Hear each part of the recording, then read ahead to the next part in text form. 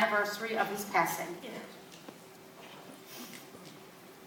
Did you want to go away? I feel like he goes, my wife don't even want to be here. No, I don't mean here. I mean, you don't know what to do. It's almost like, should I go away? Like, I don't know what to do. Our anniversary is April 1st, because he was always joking around and he said it had to be that April 1st we got married. And I was looking at a calendar last month and I said, oh, maybe April 1st I'll go away for a weekend. And I look at the calendar and the 31st, March 31st is a Sunday and it's Easter. And I said, oh, there goes that one. He ruined my plan. I can't go away because it's Easter. Who said? Because I said, I'm going to be away from everybody. Look, this doesn't mean that then you have to go away. These thoughts, now this is only something that you know about. Right. Yeah. Acknowledging that your husband was with you while you were, and look, if you decide to do that, then he'd support that decision. Doesn't mean that you have to. I never want Spirit to tell us what we should or shouldn't do. Now, does he have a brother? Brother and a sister. Who's very angry about his passing? His brother. He doesn't talk, none of them really talk about it, but I heard that his brother gets very mad. Please let my brother know that he says, I don't want him to be angry. I have to say this about your husband. I mean, he actually looked at me and said, I would not have traded my life for anything. Yeah. He said, I embraced life. He says, and I lived my life to the fullest. He said, I might not have had a quantity, but I had a quality of life. He says, and I wouldn't have traded that for anything. She's freaking out right now. I just texted her. But That's why you're doing. every time he says something, he ends it with you. He ends it with on how you gave him the amazing gift of unconditional love. He was obsessed.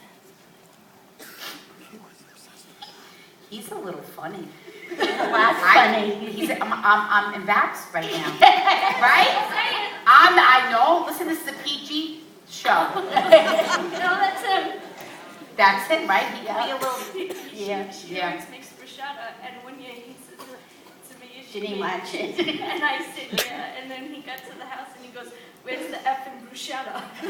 And so now every time he'd say to me, are we going to your mother's? And I'd say, yeah. He goes, is she making the effing bruschetta again? But he'd sit there and go, Yeah, well, I really that like was a it. little something else. Yeah, I'm sure. It was something else. He made me feel like that you were his world.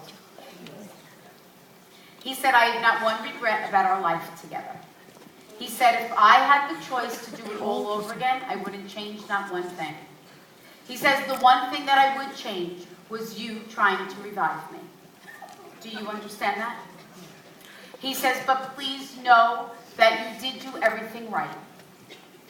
That unfortunately my soul, because I feel like he just collapsed. And it was almost like before he hit the ground, he already had died. Do you understand that? I looked at his eyes and I was like in my head I kept saying, it doesn't look like he's there, but I couldn't say the words.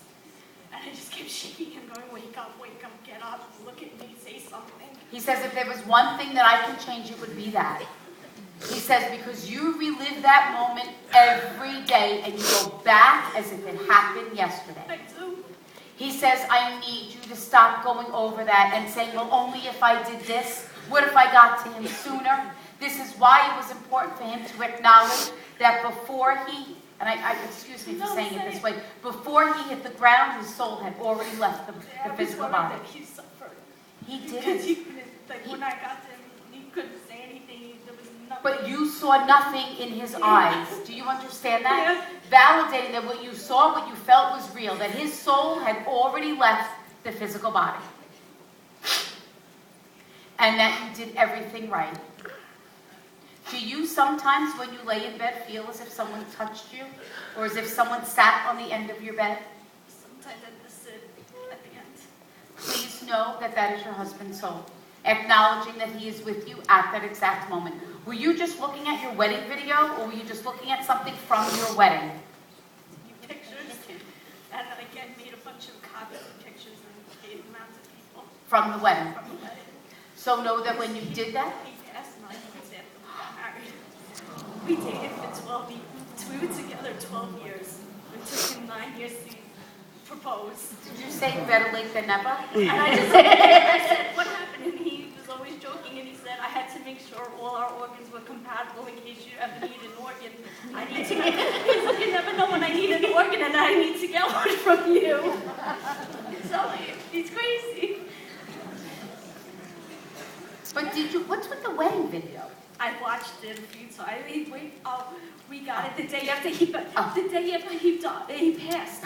No, the day after we buried him. I got a call that it was. He kept saying, tell her about the video, tell her about the video. I got a So the day after you buried your husband, you laid him to rest, you received the wedding video.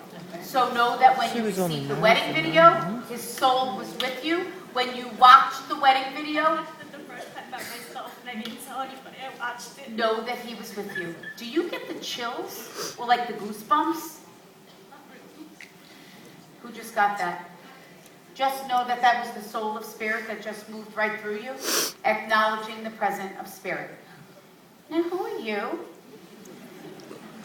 I'm sorry?